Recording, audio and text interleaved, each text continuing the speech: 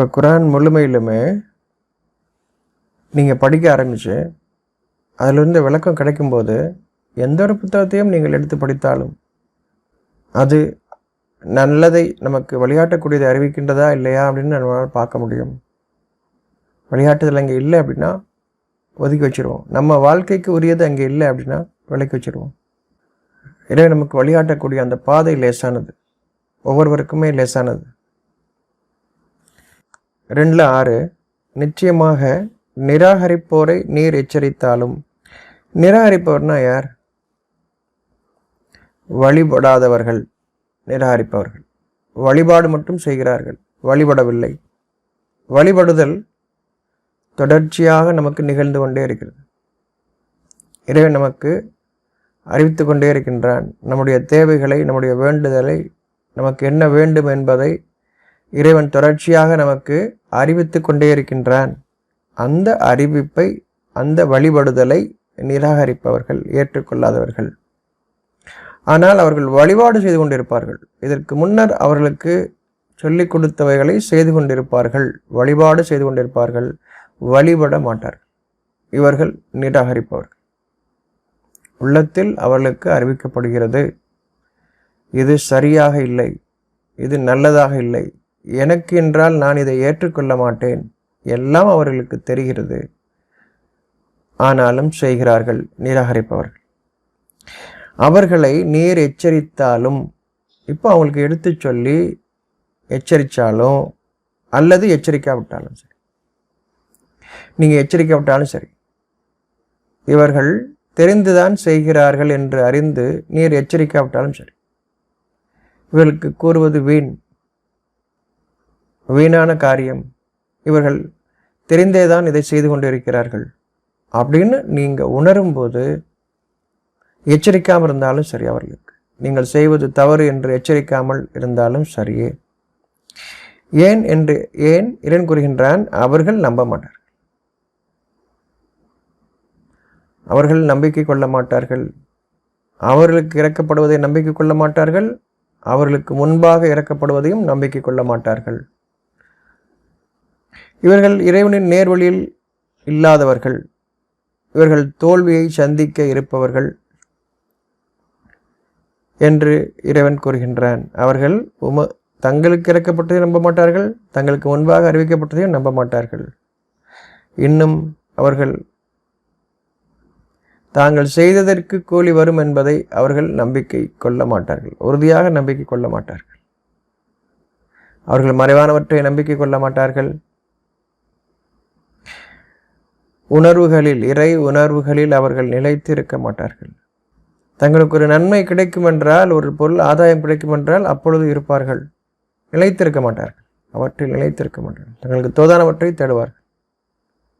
தங்களுக்கு அளிக்கப்பட்டதிலிருந்து அவர்கள் உதவ மாட்டார்கள், நிராகரிப்பார்கள்.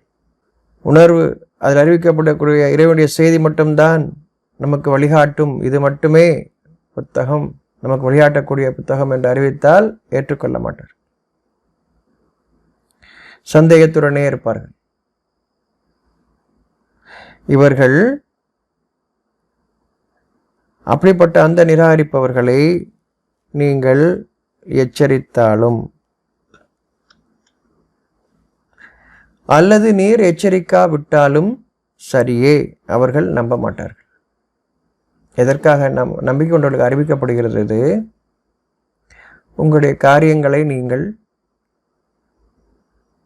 உங்களுக்கு அறிவிக்கப்படுவதை வழிபடுங்கள், உங்களுடைய காலத்தை வீணாக்காதீர்கள், தெளிவுபடுத்துகின்றான். அல்லாஹ் அவர்களின் இருதயங்களிலும், யார் இதை ஏற்றுக்கொண்டார்களோ, வழிபடுகிறார்களோ, அந்த வழிபடுதலை தவிர தங்களுக்கு வாழ்க்கை இல்லை என்று அறிகிறார்களோ அல்லாஹ், அந்த உணர்வு அல்லாஹ் தங்களுக்கு உணர்வாக எது அறிவிக்கப்பட்டதோ அந்த உணர்வை தவிர நமக்கு இப்பொழுது வழிகாட்டுவது இல்லை,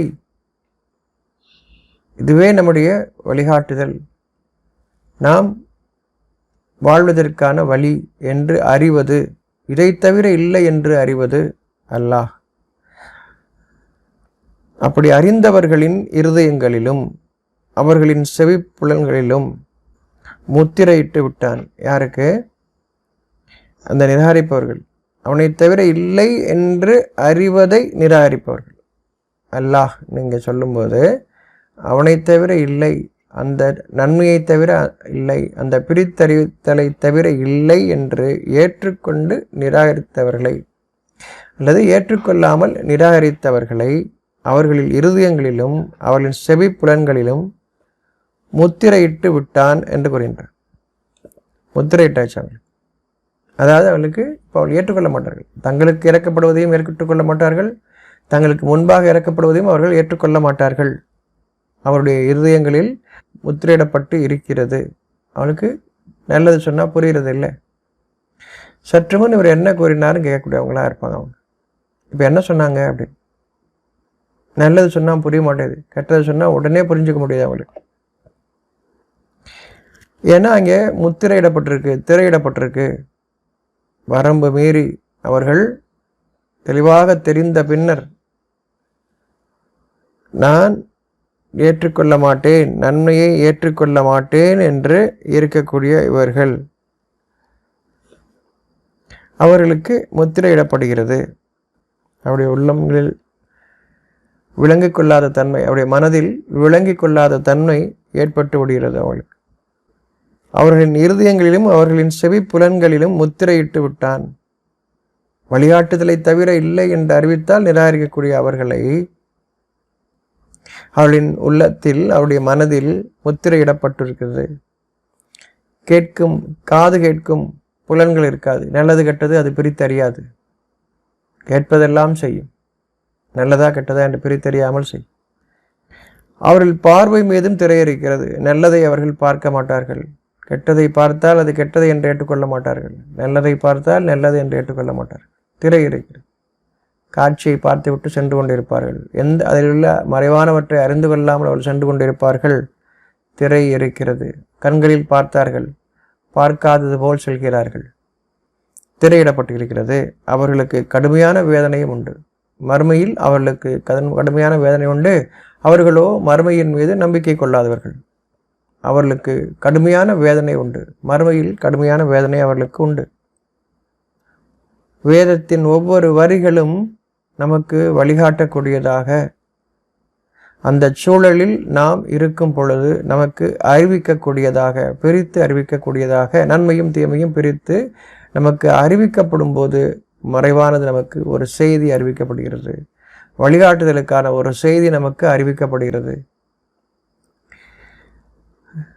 வழிபடக்கூடியவர்கள் அந்த செய்தியை வழிபடுகிறார்கள், ஏற்றுக்கொள்கிறார்கள். வழிபாடு செய்யக்கூடியவர்கள் அந்த செய்தியை, அவர்கள் அந்த மறைவான செய்தியை அவர்கள் அறிய முடியாதவர்களாக இருக்கிறார்கள். இறைவன் அவர்களுக்கு வாழ்க்கையில் அதை அறிந்து கொள்வதற்காக தான் எதை அவர்களுக்கு அறிவிக்கின்றானோ அவற்றை அவர்கள் புரிந்து கொள்வதற்கான அந்த சூழலை மீண்டும் மீண்டும் அவர்களுக்கு அறிவித்து கொண்டிருக்கிறான். ஆண்டுக்கு ஒரு முறையோ இருமுறையோ, அவருடைய ஆயுளில் ஒரு முறையோ இருமுறையோ மீள்வதற்கான செயல்கள், அவர்கள் மீண்டு கொள்வதற்கான வழி காட்டுதல் நடந்து கொண்டே இருக்கிறது. அவர்கள் மீள்வதற்காக உணர்வு பெற்றோர் மீள்கிறார்கள். இறைவனுடைய கருணையை பெற்றோர் அர்த்தம். உணர்வு பெறுகிறார்கள் என்றால் இறைவனின் கருணையை அவர்கள் பெறுகிறார்கள் என்று அர்த்தம். உணர்வு பெறுபவர்கள் மீள்கிறார்கள். நன்மை பாக்கி இருக்குன்னு அர்த்தம். யாருக்கு நன்மை பாக்கி இருக்கிறதோ, மன்னிப்பு தேடிக்கொண்டார்களோ